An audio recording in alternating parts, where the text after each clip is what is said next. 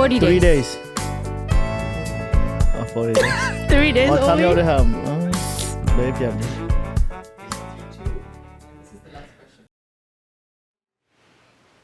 Take 3.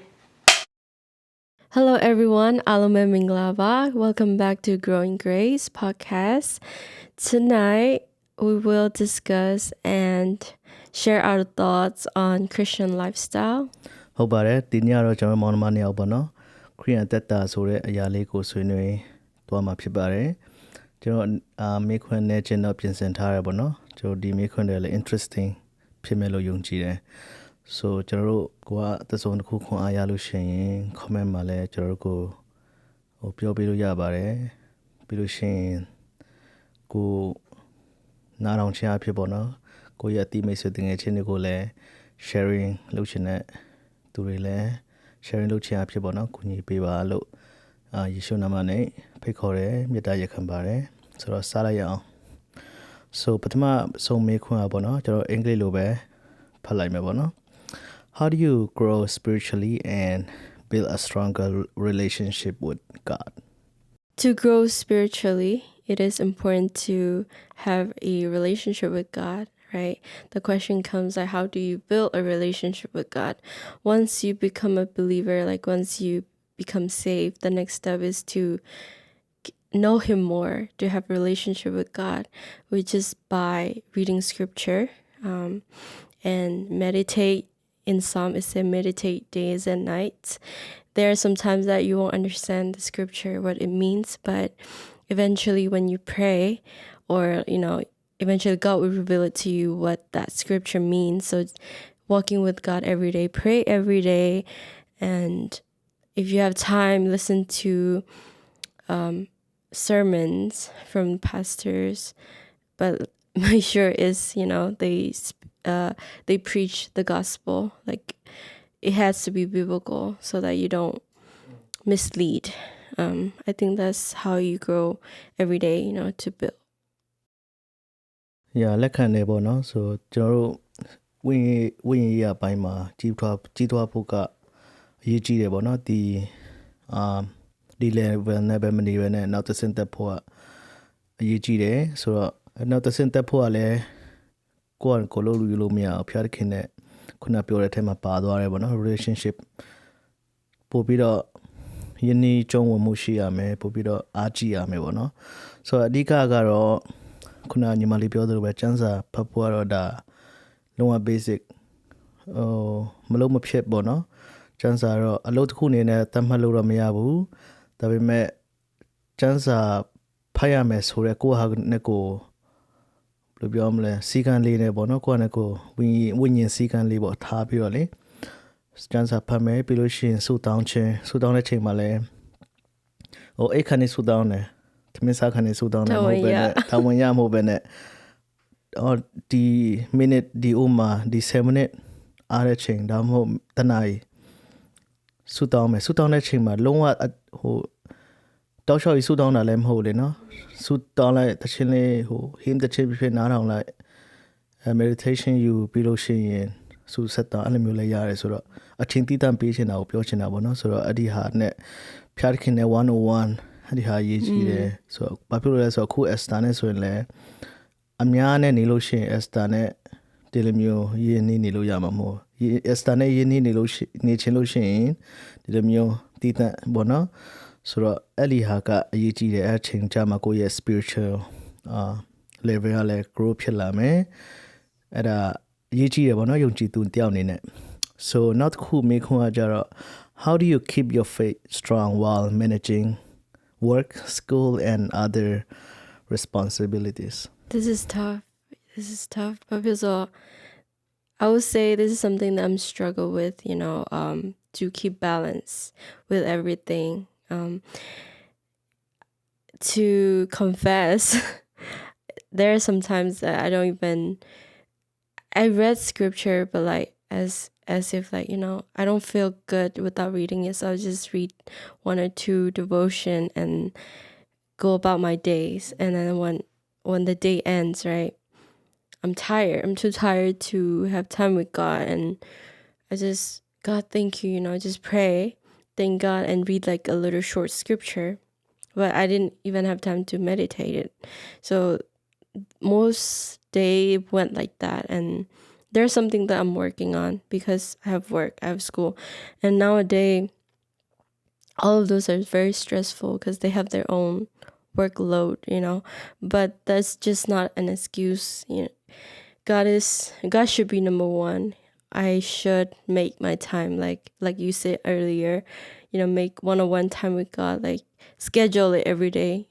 start with 5 minutes, 10 minutes per day, or 20 minutes, 30 minutes, I feel like there's something that I'm working on, and if I don't give my time to God in a day, I feel like my day go wasted. Like something is missing. The need alone ကြတော့အမျိုးပြရခတ်လို့ခံစားရတယ်အရန် busy တယ်လေနော်လူတိုင်းမှာလည်း24 hour ရှိတယ်ကွာတချို့ကြတော့လည်းအရန်ဟိုစီကန်းရှိသုံးတက်တယ်ပေါ့နော်ဒီချိန်ဆိုရင်သူတို့ပြတ်သားတယ်လေကိုကမပြတ်သားနိုင်ဘူးလို့ခံစားရတယ်ပေါ့နော်But this is very important to balance it out, and currently I'm working on it. Yeah. So ကိုချင်းစားရယ်ပေါ့နော်ကျွန်တော်ဆိုရင်လည်းအခုတော့ကျောင်းတော့မတက်တော့ဘူးပေါ့နော်ဆိုတော့အလုပ်ကတော့ရှိတယ်ဟိုအလုပ်ရှိတဲ့ချိန်ကျဒီနေရာမှာတည်ရတဲ့အတိုင်းပဲအလုပ်ကဘယ်လိုမျိုးလုပ်ပဲဖြစ်ဟိုအရင် PC မှုကများတယ်ဟိုဘာဖြစ်လို့လဲဆိုတော့ firstly ကျွန်တော်တို့ကဟိုစကားပြောတဲ့ဘိုင်းမှာတော့ဒီမှာဒီနိုင်ငံမှာရှိတဲ့လူတွေနဲ့ရှင်ပြီးတော့လုပ်လို့ရတဲ့အချိန်မှာကိုယ်မှအားနဲ့ချက်များရှိတဲ့အချိန်ကျတော့အဲ့ဒီဟာကကိုယ့်အတွက်ပို့ပြီးတော့ PC စီတယ်ပေါ့နော်ဆိုတဲ့အချိန်ကျတော့အဲ့လိုမျိုး stress ရှိတဲ့အချိန်မှာဖျားတခင်ကိုဖျားတခင်ရဲ့ယုံကြည်ခြင်းဖျားတခင်ကိုယုံကြည်ခြင်းဆိုတဲ့အရာတစ်ခါလေကျတော့လေတတိမထားမိတော့အဲ့လိုမျိုးတန်ဖိုးမရှိတယ်လို့အဲ့လိုမျိုးတွေအချိန်တွေအများကြီးရှိရယ်ကိုယ်ဟာနဲ့ကိုယ်တော်လုံးပန်းနေတယ်ပေါ့နော်ဘာလို့အိမ်ပြန်ရောက်လို့ရှိရင်တစ်ခါလေကျအလုပ်မှာကိုယ့်ရဲ့ attack management တွေကအများကြီးသူတို့ work လုပ်တယ်အများကြီးပေးတဲ့ချိန်ကြရင်အိမ်ထိပါလုပ်ရတဲ့အချိန်တွေရှိလို့ရှိရင်အရင်ပင်ပန်းနေအိပ်ပဲအိပ်ချင်တော့တယ်နားပြီးတော့လေအဲ့လိုမျိုးဆိုတော့ဒါပေမဲ့ခုနပထမပိုင်းမှာပြောသလိုပေါ့နော် schedule လုပ်ဖြစ်တယ်ပေါ့နော်ဆိုတော့ဖျားတခင်နဲ့101အဲ့ဒီဟာကအရေးကြီးတယ်ဆိုတော့ကျန်းစာဖတ်တယ်ပြီးလို့ရှိရင်weekends ဒီမှာဆိုဒီမှာညီမလေးတည်တဲ့အတိုင်းကျွန်တော်တို့တချင်းတိုက်တွေရှိတယ်ဖျားကြောင်အတွက် activity လေးတွေရှိတယ် Sunday ဆိုရင်လည်းမနေ့ကနေညအထိပဲဖျားကြောင်မှာပဲအချိန်ပေးဖြစ်တယ်ပေါ့နော်ဆိုတော့ပါဝင်ဖြစ်တယ်ဆိုတော့အဲ့ဒီဟာလေးတွေလည်းပဲကျွန်တော်ယုံကြည်ခြင်းအပေါ်ပြီးတော့strong အရင်မဖြစ်တော့မှတိုးတက်မှုရှိတယ်လို့တော့ထင်တယ်ပေါ့နော်လုံးဝကြီးဖျားခင်ကိုကြောခိုင်းတယ်အဲ့လိုမျိုးတော့မရှိဘူးပေါ့နော်အဲ့တော့ကြောင့်လည်းကျေးဇူးအချင်းမွန်းတယ်ပေါ့လေဆိုတော့ဟုတ်တယ်ကျောင်းတွေက PC မှုတော့များတယ်အလုပ်တွေက PC မှုများတယ်ဒါပေမဲ့ဖျားခင်နဲ့101အချိန်ယူပြီးတော့မှပြီးလို့ရှိရင်အဓိကကတော့ဖျားခင်အသင်းတော်တွေမှာပေါ့နော်ကို serving ကိုပါဝင်ပေါ့အဲ့လိုမျိုးပါဝင်ခြင်းအဖြစ်လဲကိုယ့်ရဲ့ဝင်ရပိုင်းမှာယုံကြည်ခြင်းနဲ့ပေါ့နော်ဖျားခင်ကိုယုံကြည်ခြင်းဆိုတဲ့အရာကိုပို့ပြီးတော့ကြီးသွားမယ်လို့လည်းယုံကြည်တယ် Yeah That's good Yeah ဟိုရင်တော့လုပ်ဖြစ်တယ်ပေါ့နော်ဘယ်လောက်ထိလုပ်ဖြစ်လဲဆိုတော့ကိုရီးယားစေဖို့တဖို့ပြီးရဆိုတော့စေဖို့တဖို့ပြီးရလေနော်ဆိုတော့တရက်မှာ24နာရီရှိရဆိုရင်2နာရီကြောပေါ့ like as 10% ပေါ့နော်အဲ့လိုမျိုးအချိန်ပြအောင်ပေးဖူးတယ်အဲ့လိုမျိုးလုပ်တော့ဆိုရင် I felt so close with God အဲ့ဒီ2နာရီတွင်းမှာကကြတော့လုံးဝဖုန်းတွေပါတယ်airplane mode တွေလုပ်ပြီးတော့အဲ့ဒီကျန်းစာဖတ်တယ်အမျိုးကျန်းစာဖတ်တဲ့ဟာကိုနားလဲတလောက်ပြန်ပြီး note နဲ့ပြန်ရေးရပေါ့နော်ရေးပြီးတော့တခြင်းနေနားထောင်တယ် worship လုပ်တယ်ဖျားနေပေါ့နော်အဲ့လိုမျိုးလုပ်တဲ့အချိန်မှာတကယ်ကိုပဲဖျားနဲ့အရင်ရင်းနှီးရလို့ခံစားရတယ်ဖျားလဲ I felt his presence and those moments are like priceless ဆိုပြောချင်တတိလေးကနေစပြီးတော့အနေချင်းပဲ9မိနစ်လောက်နေစားလိုက် so အဲ့ဒီမှာတစ္ဆာရှိလို့ရှိရင်ဖျားသခင်ကအဲ့ဒီဟောက်ကောင်းချီးပေးပြီးတော့ပို့ပြီးကြီးသွားမယ် so organize မယ်ဆိုပြီးတော့ အဲ့ဒီ consistent မရှိဘူးဘယ်လိုလုပ်မလဲပေါ့နော်ဆိုတော့ငါမနေရတော့ဘယ်သူမဆိုလုပ်နိုင်မယ်ထင်ပါတယ် yeah so next question မေးမယ်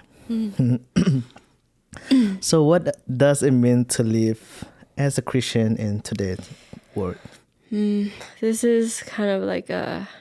tough question, you know. Nowadays,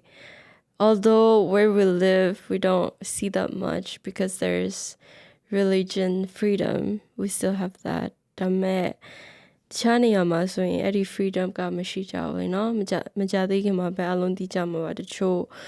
the cho Christian is on through yong ji chen jaw, no. နေဆိုင်ရင်ပန်းချင်းခံရတယ်အသက်ဆုံးရှုံးတဲ့ထိတောင်ရောက်တယ်ပေါ့နော်ဆိုတော့ကိုရီလည်းနောက်ပိုင်းအဲ့လိုမျိုးမရှိလောက်လို့တော့ပြောလို့မရဘူးเนาะကိုရှိရဲ့နေရာမှာဆိုတော့ဒီအခက်ခါလာကနောက်ဆုံးတော့ကာလနဲ့နီးရလို့လည်းခံယူရပေါ့เนาะအဲ့ချိန်မှာယုံကြည်ခြင်းကအရန်ဖျက်သခင်ကကိုရီရဲ့ယုံကြည်ခြင်းကိုအရန်ကိုဟို test လုပ်နေတဲ့ season လို့ထင်တယ်ပေါ့เนาะအဲ့လိုမျိုးခံစားရတယ်ဆိုတော့ခက်တယ်ဒါပေမဲ့အခုတွေ့တာတစ်ခုကကြတော့နောက်တစ်မျိုးကကြတော့လဲဟိုဒီတိုင်းမီယိုဖလာခရစ်ယာန်တွေများတယ်အမီခံပေါ့အမီခံခရစ်ယာန်လို့ပြောမှာပေါ့နော်ဟိုခရစ်ယာန်လို့ပြောမှာပေါ့ဟိုဖះကိုယုံကြည်လားဆိုယုံကြည်ရဲ့ဒါမဲ့လဲဟိုလောကဆန်ဆန်နေသေးတဲ့လူတွေများတယ်ပေါ့နော်အဲ့လိုမျိုးတွေတွေ့ရခါမှာဟိုနှစ်မျိုးတွေ့နေရပေါ့နော်တချို့ကကြတော့အလုံးဝယုံကြည်ခြင်းမှာရက်တည်ပြီးတော့ဟိုသူတို့တက်နိုင်တဲ့လောက်ဟိုဖះရဲ့ကောင်းမြတ်ခြင်းကိုသူတို့ဧဝံဂေလိလောက်တဲ့သူကလောက်တချို့လူကကြတော့လေဒီတိုင်းရိုးရိုးနေရပေါ့နော်ဆိုတော့မျိုးတွေ့အဲ့လိုမျိုးလေးတွေ့ရပေါ့နော် in today's world ပေါ့အခုနဲ့တော့ပါတွေ့လေဒီ yeah ဒီနေ့လူမျိုးခင်မှာခရီးယန်တယောက်အနေနဲ့တက်ရှင်ရတဲ့ဟာကအများကြီးပိုဆိုးလာတယ်ပေါ့နော်ခုနညီမလေးပြောတဲ့အထဲမှာပါတယ်တခြားတော့ပြောစရာမလိုဘူးခုလက်ရှိကျွန်တော်နေနေတဲ့ US မှာပေါ့နော်ဆိုအများကြီးဟိုနိုင်ငံရေးအရင်လွှမ်းမိုးတဲ့ချိန်မှာလူတွေကနိုင်ငံရေးကိုအာရုံစိုက်သွားတယ်အဓိကတော့မီဒီယာအဖြစ်ပေါ့နော်မီဒီယာရန် strong ဖြစ်တယ်ဆိုတဲ့အချိန်မှာနိုင်ငံရေးချောင်းရေးပဲနေတိုင်းကျွန်တော် social media platform တွေမှာတွေ့ရတယ်ဆိုတဲ့အချိန်မှာလူတွေရဲ့ focus ကနိုင်ငံရေးဖြစ်တယ်ပြီးလို့ရှိရင် second တော့ဒီ sport တွေပေါ့အားကစားဆိုတဲ့အချိန်ကျတော့ဒီကြောယုံကြည်သူတွေနဲ့လည်းအဲ့လိုမျိုးတချို့ကျွန်တော်ဆွမ်းတခါလေဟိုင်းတော့ပါတော့ခုတော့မဟုတ်တော့ပါအခုတော့တက်တိခါမယ်ဆိုရင် Sunday မှာဖျားကြောင်သွားမယ်အချိန်ရှင်းတော့မှဘောလုံးပွဲရှိလို့ရှရင်လေကျွန်တော်မှ you fan ပါဆိုဟိုတကယ်လို့ပွဲကြီးပွဲကောင်းဆိုဟိုကြည့်ချင်တယ်သိတယ်မလားဆိုတော့အဲ့လိုမျိုးတွေပေါ့နော်ကိုယ့်ရဲ့ကျောင်းခရီးရန်တယောက်အနေနဲ့ဟိုဖျားကြောင်မှာသွားဖို့အရန်ခက်ခဲသွားတယ်ကျွန်တော်အဓိကတော့ကျွန်တော်အရွယ်နဲ့ကျွန်တော်ထက်ငယ်တဲ့အရွယ်တွေပေါ့နော်ဆိုရချင်းကြတော့ဟိုခုလိုမျိုးချိန်မှာခရီးရန်တယောက်အနေနဲ့တက်ရှင်ရတော့မလွယ်ဘူးခက်ခဲချင်းရှိတယ်စုံစမ်းနောက်ဆက်ချင်းတွေအများကြီးရှိတယ်ဒါပေမဲ့စုံစမ်းချင်းကလည်းဖျားသခင်ပေးရရာဖျားသခင်ပေးရရာမဟုတ်ပေမဲ့ဖျားသခင်အခွင့်ပေးလို့ဖြစ်တယ်ပေါ့နော်ဘာဖြစ်လို့ဆိုစာတန်စုံစမ်းနောက်ဆက်ပေးမဲ့အဲ့ဒီစာတန်ဖျားသခင်ကိုခွင့်တောင်းသေးတယ်ဖျားသခင်လှုပ်လိုက်တယ်ကျွန်တော်ဖျားသခင်ခွင့်ပြုမှာပဲသူကကျွန်တော်နောက်ဆက်ခွင့်ရဆိုတော့ဒီဟာလဲကျေးဇူးအချင်းမွန်းတင်တယ်လို့တော့သူပြောတယ်ပေါ့နော်ဆိုတော့ခုချိန်မှာကျွန်တော်ယုံကြည်သူတွေကပို့ပြီးတော့ fellowship လုပ်ဖို့လိုတယ်ပို့ပြီးတော့မိသားဖွဲ့ဖို့လိုတယ်တယောက်နဲ့တယောက်မုန်းတီးခြင်းတွေဝေဖန်ခြင်းတွေပြစ်တင်ခြင်းတွေထားပြီးတော့လေအချင်းကအများကြီးမရှိတော့တယောက်နဲ့တယောက်ဆူတောင်းပေးဖို့လိုတယ်မိသားဖွဲ့ဖို့လိုတယ်တချင်းတူဆိုဖို့လိုတယ် as technology and everything is advanced but when it comes to you know faith I feel like we are like getting ယုံကြည်ခြင်းနဲ့ပတ်သက်လို့ရှိရင်ကွာမတိုးတက်ဘူးလူမတိုးစကားလုံးရှာနေရဒါပေမဲ့ပြောချင်တာ you know ဟိုစစ်မှန်တဲ့ဟိုနှုတ်ကပတ်တော်ခေါင်းပါတဲ့ကာလပေါ့နော်စစ်မှန်တဲ့ဖျားရဲ့နှုတ်ကပတ်တော်ခေါင်းပါလာတယ်ပေါ့နော်တဖြည်းဖြည်းနဲ့လူတွေကဟိုဘယ်လိုပြောမလဲသူတို့ကြိုက်တဲ့ကြံချက်သူတို့အတွက်စိတ်ပြောစီမဲ့အရာလေးပဲyou know not the whole truth they just pick they just pick what they want. So အဲ့ဒီဟာလဲကိုရီမလို့ဖို့ရန်ရေးကြီးရပေါ့နော်ဟိုတခါလေကျရင်စံစာထဲမှာပြောတဲ့ဟာတွေကိုရီလဲခံပြင်းတဲ့ဟာတွေလည်းရှိရဒါပေမဲ့ဒါကတော့ခံပြင်းနေဆိုတာဝိညာဉ်တော်ကနိုးစော်လို့ပြုပြင်စေချင်လို့ပဲလေနော်ဆိုတော့ဟိုကောင်းတဲ့ဟာပဲမယူဘဲနဲ့ဆိုးတဲ့ဟာလည်းလက်ခံနိုင်ရမယ်လို့ထင်တယ်ပေါ့နော် Yeah. အဲ့လိုမျိုး Agree. yeah. The next question is ဒီည lifestyle အကြောင်းပြောတဲ့အခါကျတော့ဒီဟာလေးလည်းနည်းနည်းအရေးကြီးမယ်ဘဝထဲမှာအရေးကြီးမယ်လို့ထင်တယ်ပေါ့နော် Should Christians listen to all type of music? People ဖြစ်နေတဲ့ခက်လား ခက်နေတယ်ဗောနော်ဆိုတော့ကျွန်တော်ရဲ့ personal အရာဆိုရင်အကုန်လုံးတော့မဟုတ်ဘူးမဲ့တချို့တော့နားထောင်လို့ရတယ်ထင်ပါတယ်ဟိုတချို့တချင်းတွေကြတော့အရန် dark ဖြစ်တယ်လေနော်ဟို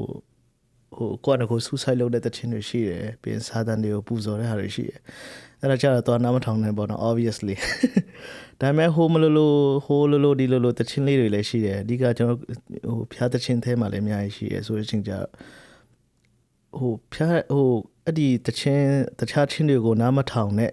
ဒီမျိုးပြောပြီးတော့မှဖျားတချင်းကိုပဲနားထောင်ဆိုရင်လည်းဖျားတချင်းကလည်း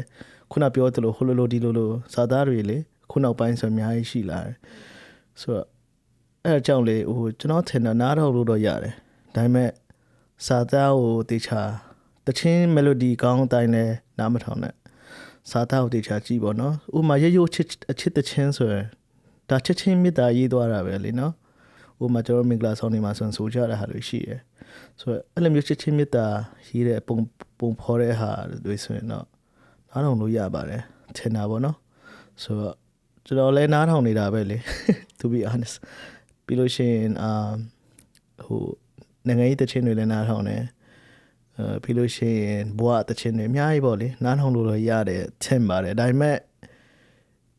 အဲ့လိုနားထောင်လိုက်ပြီးတော့အဲ့တချင်းကိုပဲ focus မထားနဲ့ပေါ့နော်အဲ့လိုပြောချင်တာ What do you think? For me it depends on your own perspective right like by listening to secular music what do you get because I do listen like you said I do listen too but lately I don't because the reason is it don't give me peace like I don't get anything from it you know it sometimes I feel depressed by listening to it ဒါမဲ့ခုနကAlex ပြောသလိုအမျိုး for like encouragement songs like you know or like just regular live songs like mostly country music I listen to those I don't see a lot of bad impact for me but mostly I listen to gospel songs and I mean it really depends sometimes I do listen as well you know those like 90s songs or like the song that is clean you know there are some song that has a lot of curse word and those I try to stay away so ကျွန်တော်ဆိုနားမထောင်တာ yeah နားတော့ အပြင်းမှန်ပြောမယ်ဆိုတော့နားမထောင်တာတော့ပိုကောင်းတယ်ပေါ့နော်အထူးသဖြင့်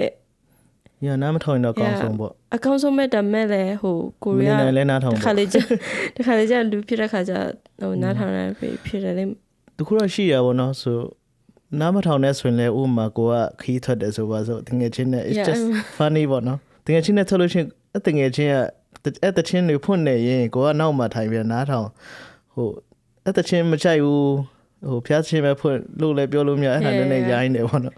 အဲ့ချိန်ကျရင်လည်းခက်တယ်ဆို if you don't have any choice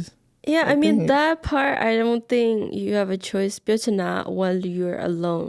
ကိုရှိနေတဲ့အချိန်ပေါ့like you the one who playing it yeah stuff like that ဒါပေမဲ့ဒါတော့ကိုရနဲ့ဆိုင်လေနော်နားမထောင်နဲ့လို့လည်းမပြောနားထောင်လို့လည်းမပြောဒါတော့ကိုနဲ့ဖះနဲ့အချိန်ယူပြီးတော့ဖះကဘာပြောလဲပေါ့အဲ့ဒီဟာလေးနဲ့ပဲဆုံးဖြတ်စီချင်တယ် I'm just sharing what I think တတ်နိုင်ဆုံးတော့ try to avoid ပေါ့နော်ဟို try to ရှောင်ကြည့်ပေါ့ကျွန်တော်ဆိုလည်းခုမှညီမလေးအစတာပြောမှ I will try ကိုယ်လည်းနည်းနည်းလေး less and less ပေါ့နော်နားထောင်လာပြီးတော့မှအဲ့လိုမျိုးစမ်းကြည့်မယ်ပြီးလို့ရှိရင်ကျွန်တော်ရဲ့အသက်တာမှာ Christian lifestyle ပြောတဲ့အချိန်မှာအဲ့ဒီလှုပ်ချင်အဖြစ်ကိုယ့်အတွက် Christian life ပို့တိုးတက်လို့ရှိရင်ဒါမှန်လှုပ်တဲ့နေပေါ့နော်အဲ့လိုမျိုးနားထောင်လာပြီးတော့မှဟိုတခြားချင်းတွေနားထောင်လာလို့ရှိရင်လည်းကိုယ့်ရဲ့ Christian life မတိုးတက်ဘူးဆိုအဲ့ဒါတော့နားမထောင်နဲ့ပေါ့နည်းနည်း short ပေါ့နော် so yeah ခွန်အားရပါတယ်ဒါလည်းကိုယ့်အတွက်ဟိုခွန်အားဖြစ်တယ်ပေါ့လေဒါလှုပ်ဖို့တခု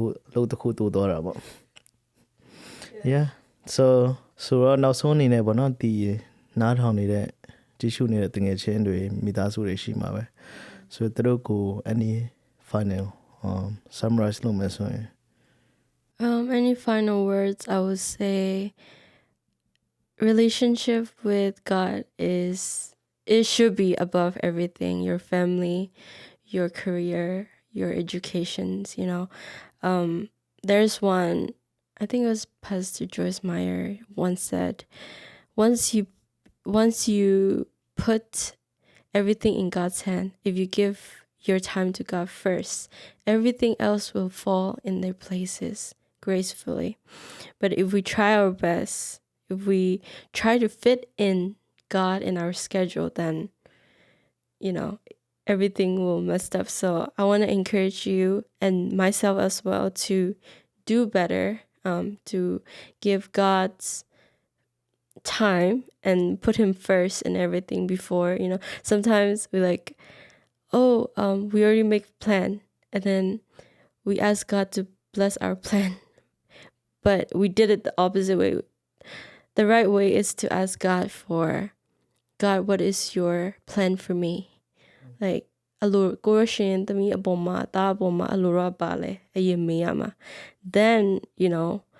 based on that, we should go. But that doesn't mean don't make plans. Of course, you have to make plans. If you don't have plans, then, everything will mess up. But what I'm saying is consult God first in everything you do. And in, my favorite verse is, trust in the Lord with all your heart. Lean not onto your own understanding. In all your way, acknowledge him, and he will make your path straight. So we have to consult with God in everything we do. Then he will help us. As a human, you believe in something, whether it's you believe in God or you believe in science or you believe in anything,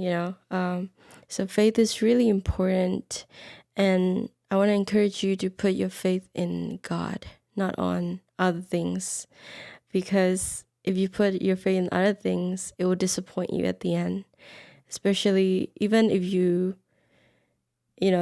even your best friend, your family,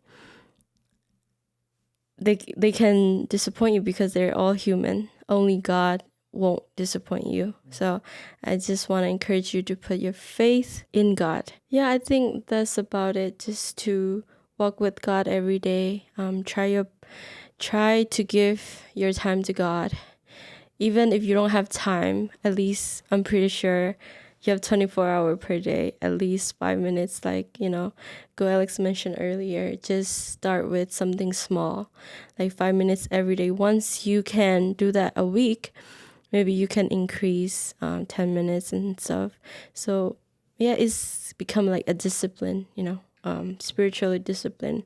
So I hope that you become a light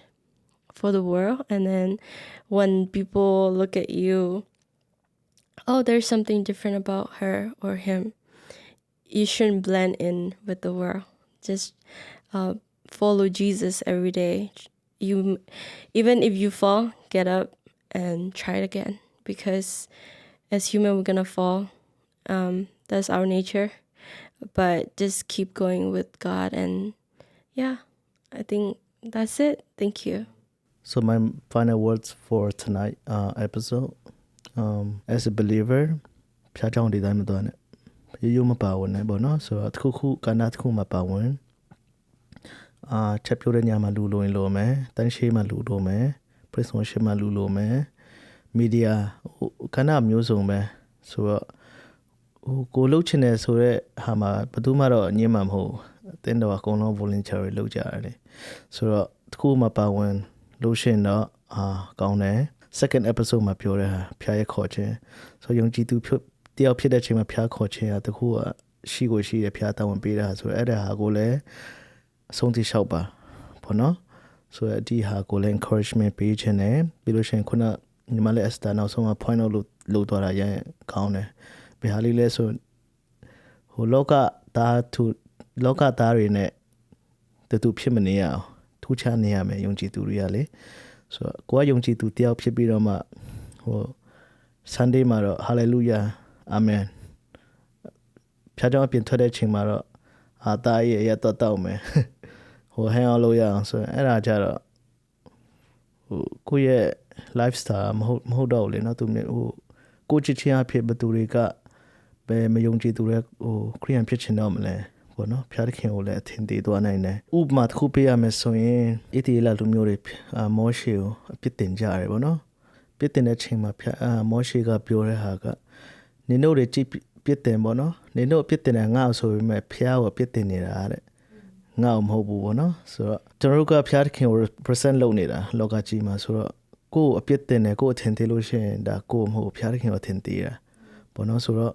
နောက်ဆုံးအနေနဲ့ပြောချင်တယ်ကိုယ့်ရဲ့ lifestyle Christian lifestyle ကထူးခြားနေရမယ်မြုံချီသူနဲ့တူနေပြီဆိုရင်အဲ့ဒါထူးဟိုတော့လိုအပ်တယ်ပေါ့နော်ဆိုတော့ဟိုကျွန်တော် lifestyle က Korean နဲ့တူဖို့လိုတယ်အလင်းဖြစ်ဖို့လိုတယ်စားဖြစ်ဖို့လိုတယ်ပေါ့နော်အဲ့လိုပဲဒီညတော့ပြောချင်တယ် Okay ပါကျေးဇူးများတင်ပါတယ် God bless you all God bless you Okay now is the time yes to do ရံဖြစ်မယ် trivia ရံဖြစ်ဖို့စင်တင်ပါ and our host is Nona. Sixth question. Okay, question number 1. What are the four gospels in the New Testament? Matthew, Mark, Luke, John. Okay. Second one. What was the name of the forbidden tree Adam and Eve ate from? The forbidden tree.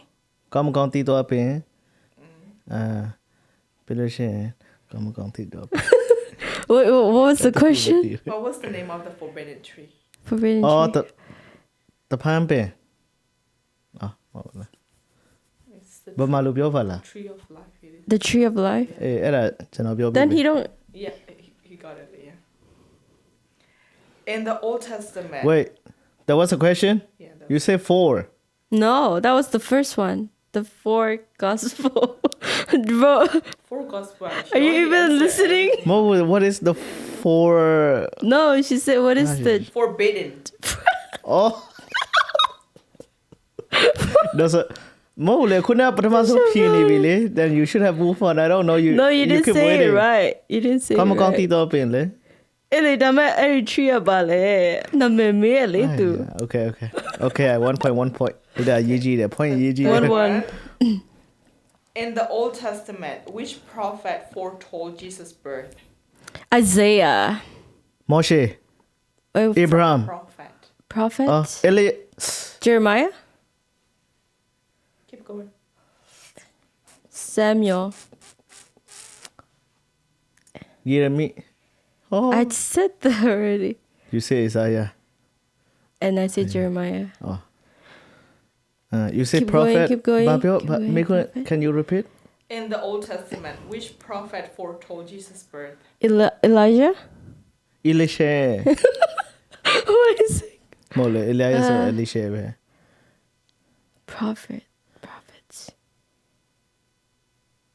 What is that guy? I say Abraham right and you said no He's not a prophet. What do you? Moshe မဟုတ်လေ I have to come up with names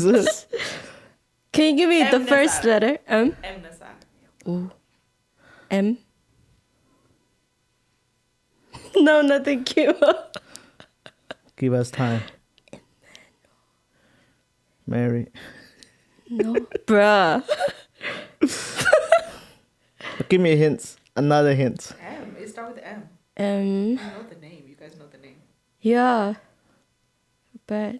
ဘာမှလို့ဆိုရင်ခရစ်တော်နာမည်ကိုပြောတဲ့လူပေါ့ It's one of the book in the Old Testament. Micaiah. Mika. Mika. Yeah. Make move on. 2, 3 now. Uh, Okay, the fourth question.